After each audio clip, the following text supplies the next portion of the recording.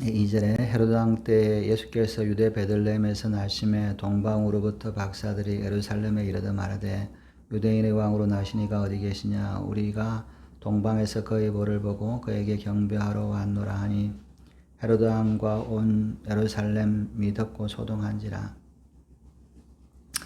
예수님께서 이제 이 예언된 대로 이게 태어나게 되셨는데, 이 유대 베들레헴에게서 이제 나셨다라고 이제 말씀을 하고 있습니다. 이 유대 땅 베들레헴이 이제 원래 이 요셉과 마리아의 이렇게 살던 곳이 아니라 이제 유대 베들레헴 쪽으로 이제 옮겨서 그곳에서 이제 아기가 태어났고 또 이제 그곳에서 이제 이렇게 머무르게 되고 있음을 이제 보게 됩니다. 이 성경에서는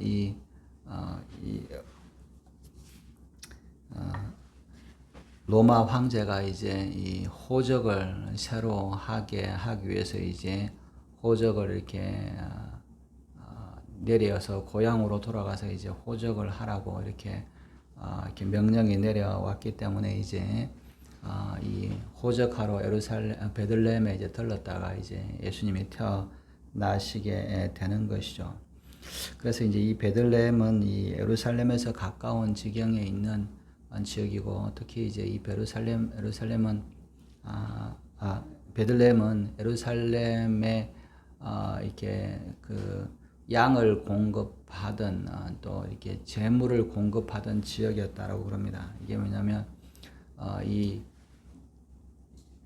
이스라엘 사람들은 이제 1년에 이렇게 하나님 앞에 제사드리러 이렇게 1년에 3번 절기를 이제 의무적으로 이렇게 참여하게끔 되어 있는 것이죠. 그런데 이 제물을 드리러 오는데 무슨 이제 이 쌀이나 또는 이렇게 곡식이나 이런 것들이나 또는 양이나 동물들을 데리고 이렇게 예루살렘으로 오기가 쉽지 않은 경우가 있죠. 예를 들면 뭐 이렇게 하나님 앞에 이제 드릴 때 양이 많거나 또는 이게 이제 양이 많지 않아도 이렇게 양이나 이 소나 이렇게 예물을 드리고 오다 보면 이렇게 산길을 다니고 이렇게 다니다 보면 이제 그 흠이 있을 수가 있잖아요. 뭐 상처가 나거나 다니다가 뭐 다리를 다치거나 그러면 제물로 준비해서 가져온 것이 이제 제물을 드리지 못하게 되는 것이죠. 그래서 이제 이 합당하게 제물로서 이렇게 합당한 것을 이제 드려야 되는데 이 재물을 이제 가져오기 불편하면 돈으로 바꿔서 이제 이렇게 구약에도 이제 11조를 드리거나 예물을 가지고 올 때 소산이 너무 많아서 다 가지고 오지 못하거든 돈으로 바꿔서 가져와도 좋다 이렇게 이제 성경의 규정이 있죠. 그래서 이제 돈을 가져와서 이렇게 재물을 이제 고르게 되는 것이죠. 와서 이제 내가 하나님 앞에 양이나 소나 이렇게 드리려고 그럴 때 그 양과 소나 이제 이 합당하게 흠이 없는 이런 것들을 이제 공급하던 곳이 이제 베들레헴이 되는 것이죠. 그래서 이제 그 당시에 많은 이 베들레헴에 목자들이 많았던 이유는 거기서 이제 양을 키워서 이렇게 흠 없고 이렇게 되는 것들을 이제 예루살렘으로 가져가서 그곳에서 이제 돈으로 바꿔서 이제 제물을 드리게 되는 그런 구조로 되어 있었던 것이죠. 그래서 이제 베들레헴은 뭐 큰 도시는 아니지만 양을 많이 쳤던 것이고 또 우리가 잘 아는 이제 다윗 왕의 고향도 이제 베들레헴이죠. 우리가 룻기에 보면 나오미가 이제 베들레헴으로 돌아오는 것을 이제 보죠. 그래서 이 베들레헴은 그런 목자들이 굉장히 많았던 그리고 그리고 재물을 준비하던 그런 곳이죠. 그래서 이제 그곳에서 이제 태어나게 되었는데 그 고향이 이 다윗의 후손이기 때문에 이 고향이 이제 있는지 우리도 그런 표현을 쓰잖아요. 이렇게 본이라고 하는 거 이런 거 있잖아요. 무슨 정씨 또 무슨 저희들은 뭐 하동정가 이렇게 하면 하동에 이런 거나 또는 뭐 안동 김씨 그러면 안동에 이렇게 그 지역이 있잖아요. 이 김씨의 어떤 뿌리가 원래 조상들의 뿌리가 이제 안동 뭐 이렇게 본을 따지잖아요. 그런 것처럼 이제 이 이스라엘 사람들도 그 조상들이 누구냐 누구 지파냐에 따라서 그 땅이 이제 분배된 거잖아요. 그러니까 이 땅이 분배된 곳에서 이제 자기 고향의 이 족보들이 쭉 있는 거죠. 나는 이제 우리 조상들이니까. 그런데 이제 요셉도 다윗의 후손이기 때문에 다윗의 후손, 특히 이제 또 다윗은 뭐 유다 지파니까 유다 지파가 차지했던 이 베들레헴 지역에 이제 조상들이 계속 살아왔던 것이죠. 그래서 이제 비록 이 베들레헴에 살지는 않았지만 이 호적하러 돌아오라 그럴 때 이제 그 자기의 본이 있는 본적이 있는 곳으로 이제 되돌아가게 된 것이죠. 그곳에서 이제 이렇게 마리아가 이 아이를 이렇게 낳아서 이제 오늘 말씀에 보면 태어나서 금방인지에 대한 이야기는 잘 나오지 않습니다. 이게 이제 뭐 언제쯤 되었는지 모르지만 어쨌든 베들레헴에 가서 예수님이 태어나고 그곳에서 이제 요셉과 마리아가 머물었던 것 같아요.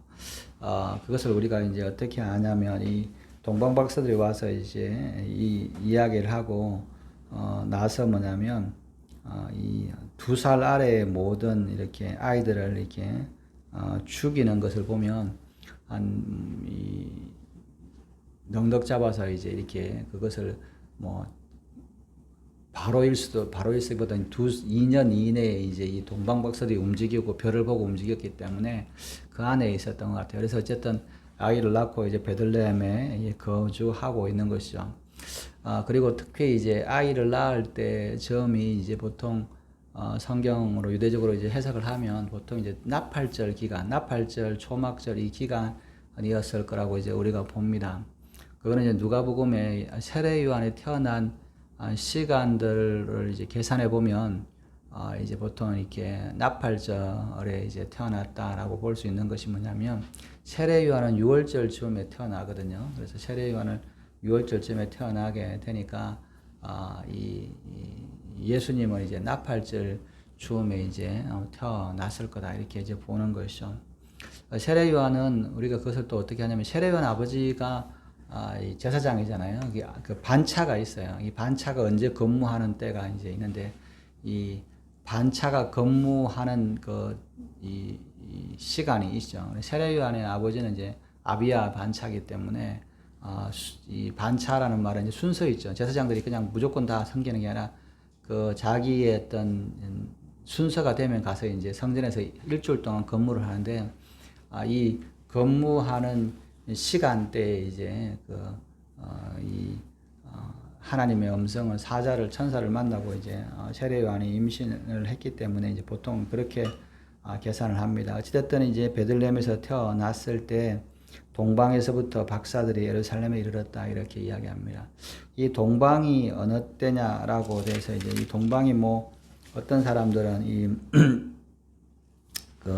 바벨론이다 뭐 이렇게 이제 이렇게 이야기를 하는데 또는 뭐 페르시아다 이렇게 페르시아나 또는 뭐 여러 곳을 이제 이렇게 여기가 어딜 거냐에 대한 이야기들이 이제 많이 나옵니다. 그런데 이제 이 동방이라는 뜻은 뭐 그래서 어떤 사람들은 아마 이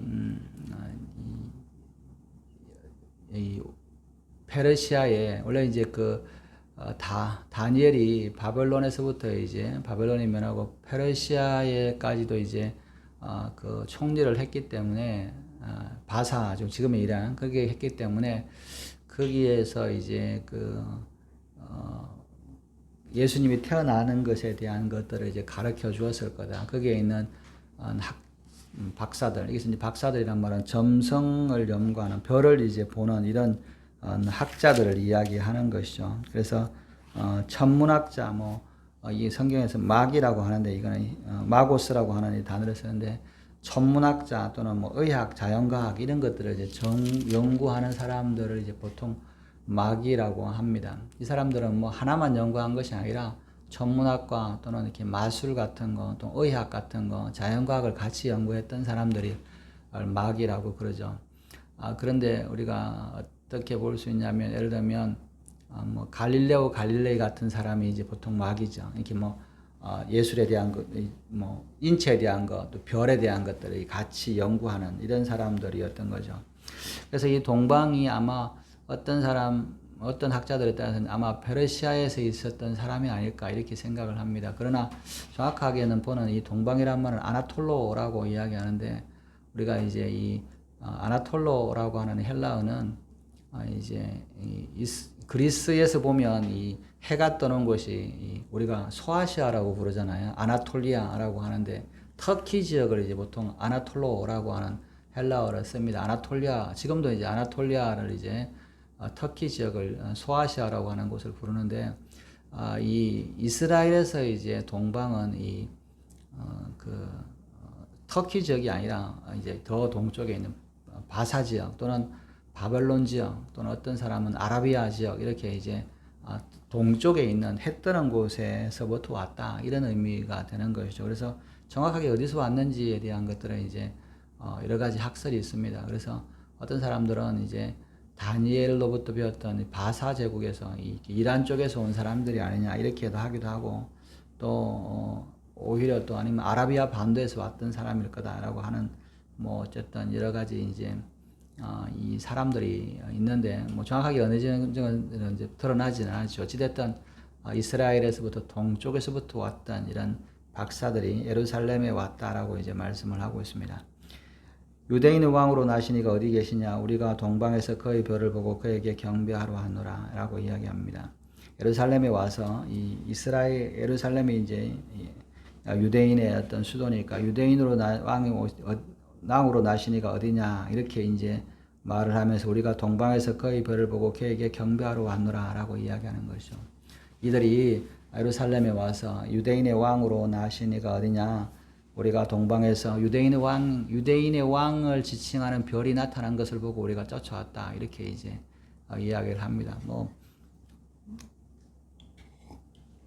지금은 뭐 점성에 대해서 잘 이제 뭐 많이 안 하고 이렇게 미신적으로 이야기를 하지만, 이제 별이나 이렇게 이런 것들을 이제 연구하는 사람들이 옛날에는 참 많이 있었죠. 그래서 하나님께서 이제 그것을 알게 하시고 또 이렇게 했던 것 같아요. 그런데 어쨌든 이렇게 별을 보러 왔다고 이야기를 하니까 3절에 헤로단과 온 예루살렘이 듣고 소동한지라 라고 이야기합니다. 이 헤로단과 온 예루살렘이 듣고 소동했다는 말은 이제 아주 소란했다. 근데 이 헤롯 왕이 예루살렘에 이제 소동했다는 말은 이게 굉장히 큰 사건이었던 거죠. 헤롯은 우리가 이제 보통 헤롯 대왕이라고 표현을 씁니다. 이 사람은 이제 원래는 유대인은 아닙니다. 이 헤롯 왕조는 유대인은 아니라 이방인 중에 이방인이었던 사람이었는데, 이방인이 이제 그 중에서 이 로마하고 이렇게 이 소통을 잘해서 헤롯의 아버지에서부터 이제 어떤 세력을 가졌다가 이제 헤롯이 왕이 된 것이죠. 그래서 유대인이 아니었기 때문에, 유대인이 아니면서 유대인을 다스리는 이제 유대 땅의 왕이 되었기 때문에, 헤롯은 항상 그것에 대한 어떤 그런 강박관념이 있었다고 그래요. 그러니까 자기의 왕위가, 예를 들면 한국 사람인데 일본에 가서 왕을 하고 있다, 이런 생각을 하시면 되는 거죠. 이렇게 안 맞는 거죠. 아니면 일본 사람이 한국에서 왕이 하고 있다 이러면 이 통치하는 통치하는 사람과 이 백성들 사이에 있는 그게 아니기 때문에, 항상 이제 자기의 왕권에 대해서 두려움을 가지고 있었던 사람입니다.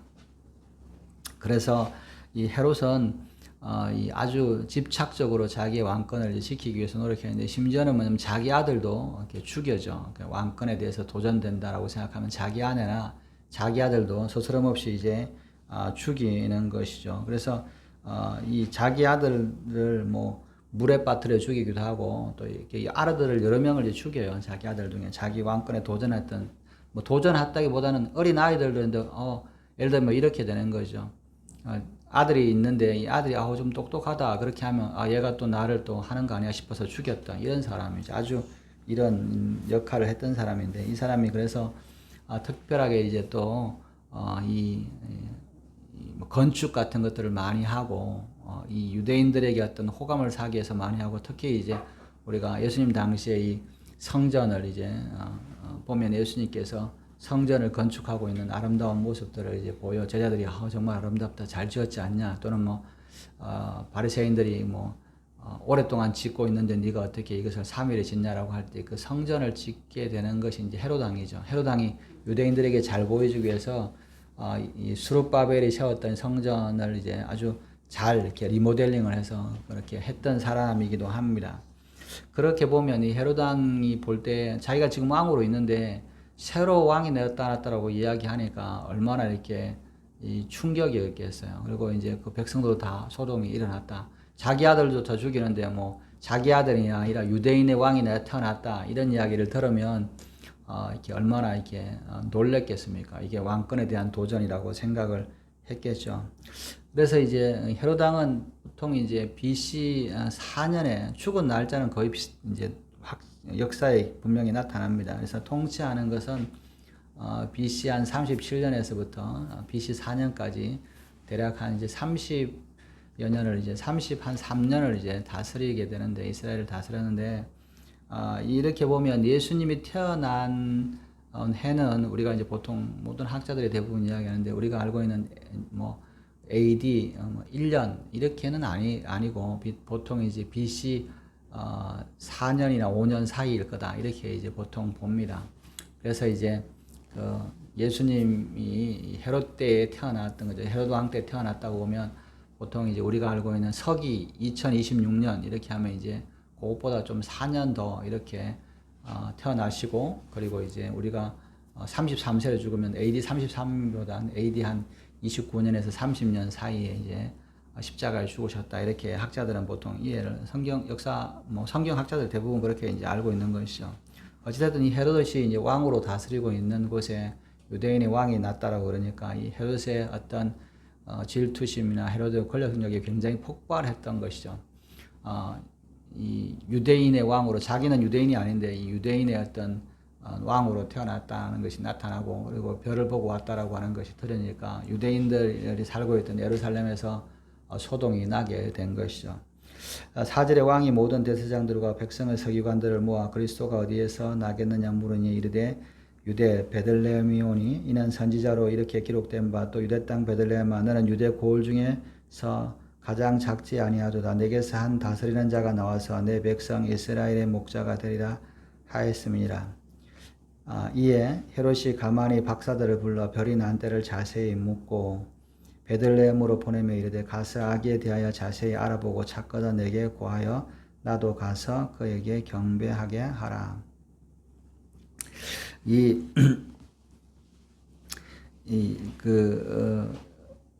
베들레헴은 이제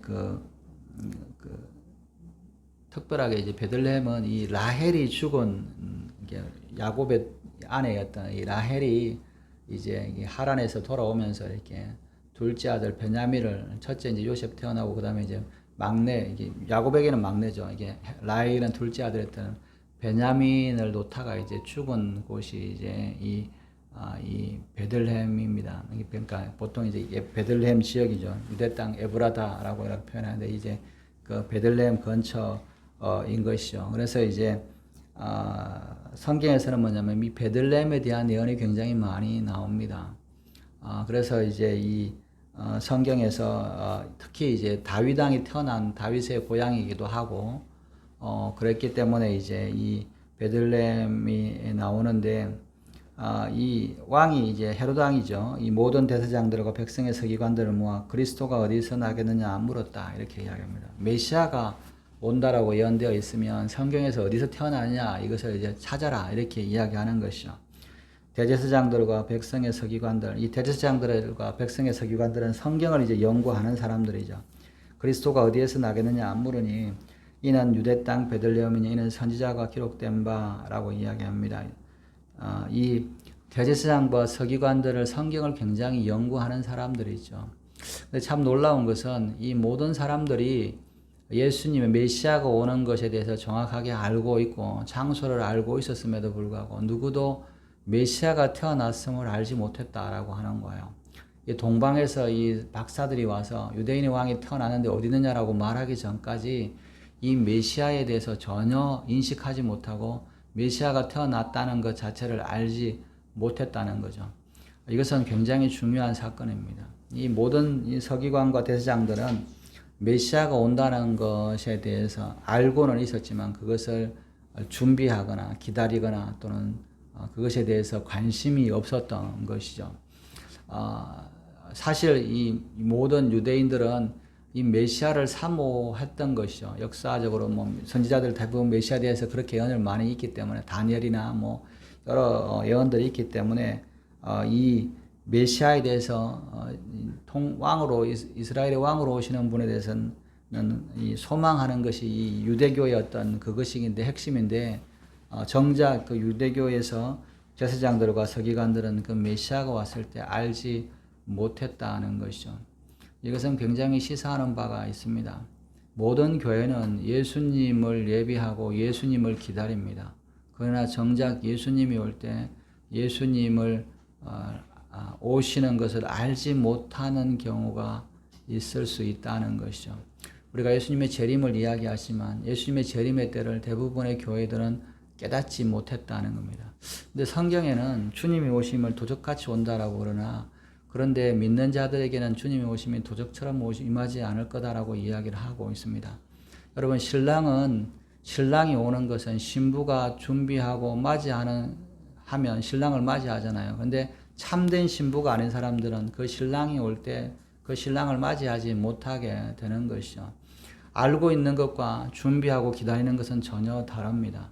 열 처녀들 중에서도 등불을 준비를 했지만 기름을 준비한 처녀들이 있고 또 기름을 준비하지 못한 처녀들이 있는 것이죠.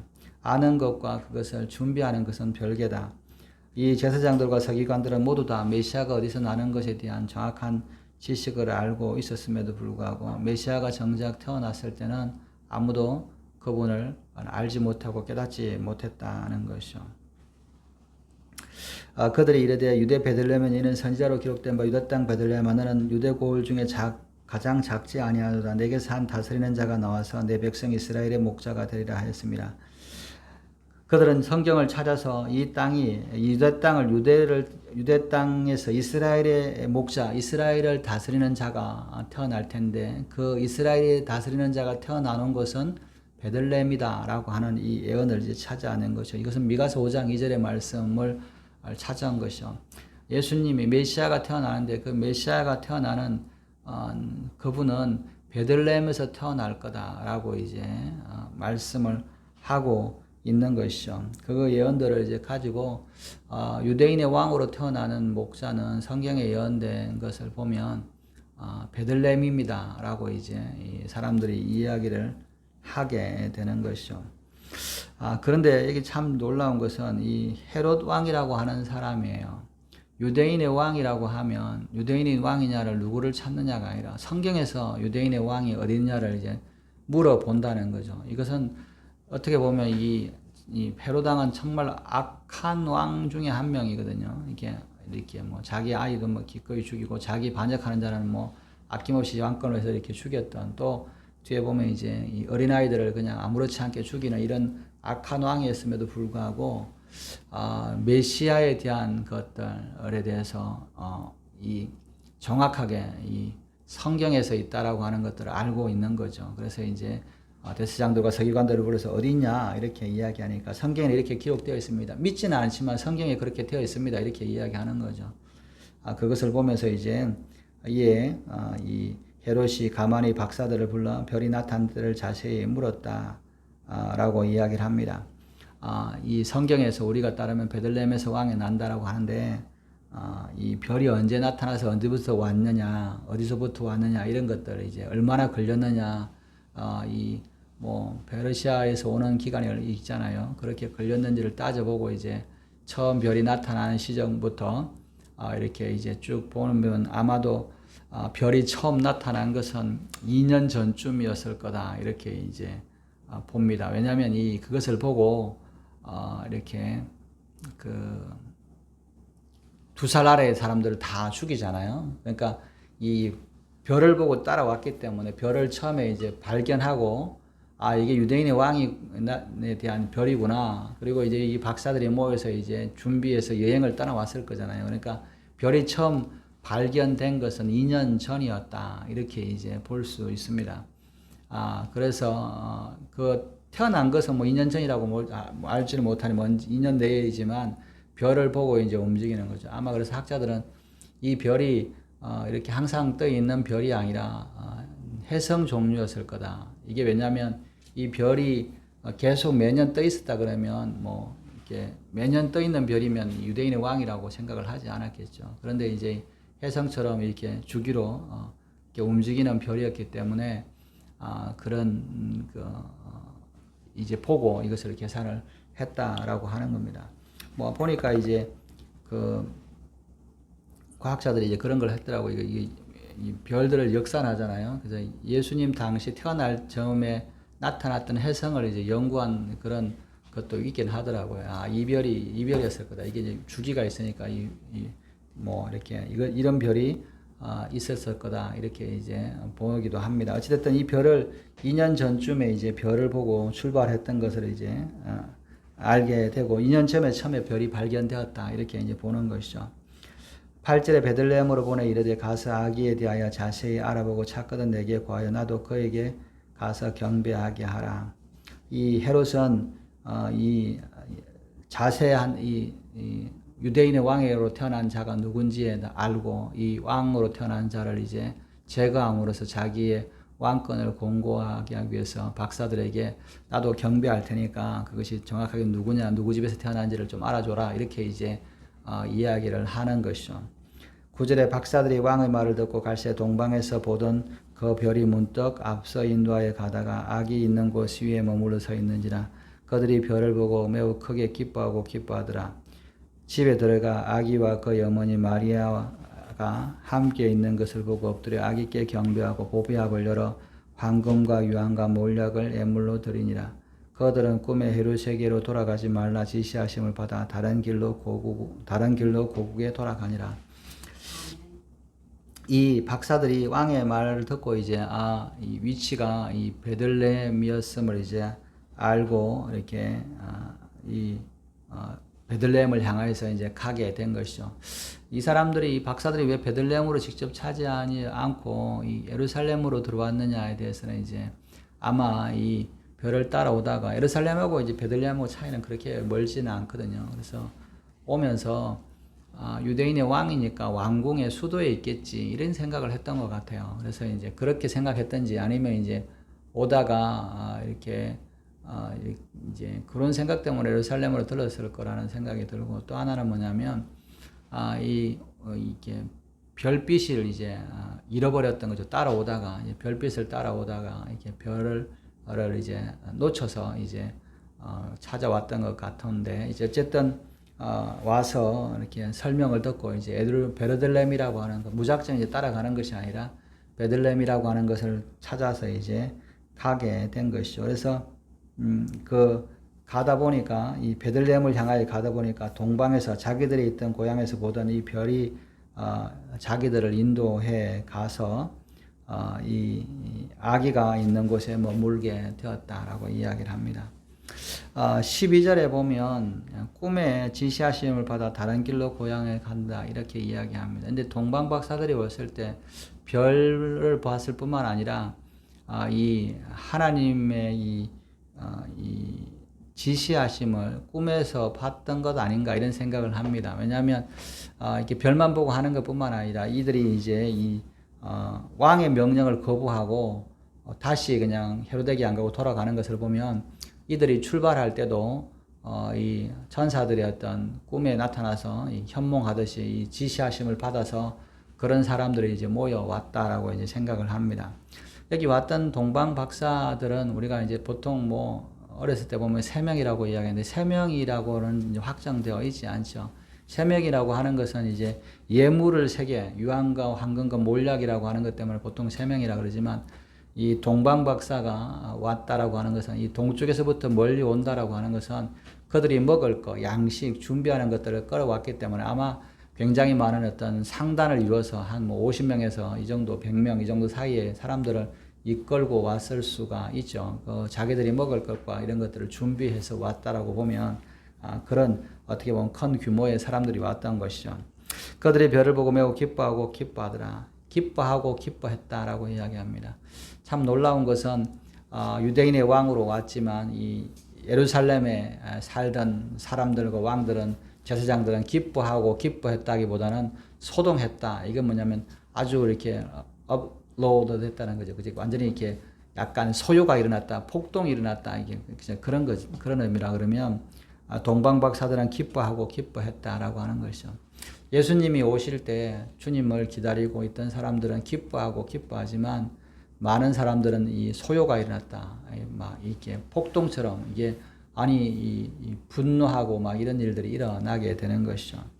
집에 들어가 그 아기와 그의 어머니 마리아가 함께 있는 것을 보고 엎드려 아기께 경배하고 보배압을 열어 황금과 유향과 몰락을 예물로 드리니라.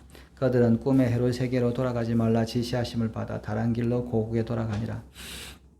집에 들어가 보니까 아기와 그 어머니 마리아가 있었다라고 이제 보면 되는 것이죠. 그것을 보면서 이 별을 따라왔던 것, 또 지시하심을 받아 따라왔겠죠. 그런 것을 보면서 봤던 것이 정말 진짜였구나. 진짜 이 아기가 태어나고 있구나. 그것을 보고 이제 아기께 경배하고 보배압을 열었다라고 이야기합니다. 유대인의 왕이 정말 있구나. 이스라엘의 이 별들처럼 이렇게 했다라고 하는 거죠. 여러분, 그러니까 별이 왕의 태어남을 이렇게 보여준다라고 하는 것은 특별한 사건이기 때문에 정말 이들이 기뻐했을 거다는 거죠. 하늘의 별이 주님의 오심을 이제 보여주고 찾아왔더니 정말 있었다. 그러니까 이 여행의 여정이 2년에 걸친 이 여행을 이렇게 하게 된 것이죠. 이게 2년을 걸쳐서 이 왕을 찾아왔다가 이제 왕을 만나고 경배를 하고 예물을 드렸습니다. 이 예물은 황금과 유향과 몰력의 세 가지 예물이었다라고 이야기합니다. 사실 이것을 뭐 학자들은 왕에 대한 황금, 왕을 상징하는 이 황금과 또 이 몰약이라고 하는 것은 이제 마치제로 쓰기는 방부제의 역할을 하기 때문에 예수님의 장례를 준비했다 뭐 이렇게도 이렇게 해석을 합니다. 그러나 이제 이 황금과 유향과 몰약이라고 하는 것 자체가 이제 굉장히 고가의 이렇게 물품이죠. 유향과 몰약 같은 경우는 황금보다 부피가 훨씬 더 비싼 거죠. 이 황금의 가치보다 몰약의 무게의 가치가 훨씬 더 이제 비싼 거죠. 예를 들면 우리가 뭐 반도체 하나 이렇게 하면 뭐 몇만 불 하잖아요. 조그마한 손톱보다 작은 것이 이제 금보다 더 비싸다 이렇게 하는 것처럼 이 모두 다가 황금과 유향과 몰력은 사실은 가장 고가의 어떤 예물인 것이죠. 뭐 이스라엘 같은 데 가보면 아주 작은 병에 뭐 있는데 이게 보면 뭐 이렇게 뭐 10만 원, 5만 원 이렇게 할 정도로 굉장히 비싸니까 이런 예물을 이제 드렸습니다. 근데 학자들은 이것이 또 왕을 상징하는 유향과 황금과 또 장례를 위해서 준비했다 이렇게도 이야기를 합니다. 그래서 그들이 꿈에 헤롯에게로 돌아가지 말라 지시하심을 받아 다른 길로 고국에 돌아가니라. 그들이 왔던 대로 지시하심을 받았다. 출발할 때도 아마 받았을 거다. 그런데 이제 돌아갈 때도 특별하게 이제 왕이 부탁을 한 거잖아요. 이게 다 하고 나도 경배할 수 있게끔 이렇게 속여서 이렇게 했던 것이기 때문에 동방박사들이 우리가 차렸던 이 유대인의 왕을 헤로드 왕도 찾고 또 경배하려고 그러니까 그렇게 가서 알려줘야 되겠다 이런 생각을 했을 텐데 꿈에 나타나서 그것이 아니다 돌아가라 이렇게 이야기를 듣고 이제 떠나가는 모습들을 보게 됩니다. 우리가 성경을 통해서 깨닫는 것은 이게 뭐 과거의 사건으로 끝나는 것이 아니라 예수님이 다시 오실 때도 메시아가 오실 때는 동일하다. 그죠? 성경에서 예언된 대로 오실 것이다. 성경에 예언된 것은 이제 다시 오실 때는 베들레헴이 아니라 예루살렘의 감람산에 오실 것이다 라고 하는 말씀이 있는 거죠. 그래서 그곳에서 다시 오신다라고 하는 겁니다. 제가 이제 보니까 24시간 감람산을 비춰주는 이렇게 이 유튜브 카메라가 있더라고요. 그게 뭐냐면 제가 보니까 이 이스라엘의 이 감람산을 카메라를 가지고 이렇게 계속 24시간 이렇게 그 감람산만 비춰주는 이렇게 유튜브가 있더라고요. 이렇게 그걸 보면서 이거 예수님이 다시 오신다니까 이것을 계속 이제 실시간으로 전 세계 이제 보는 것들도 있던데 어찌됐든 예언된 대로 다시 오심은 베들레헴이 아니라 감람산으로 오실 것이다.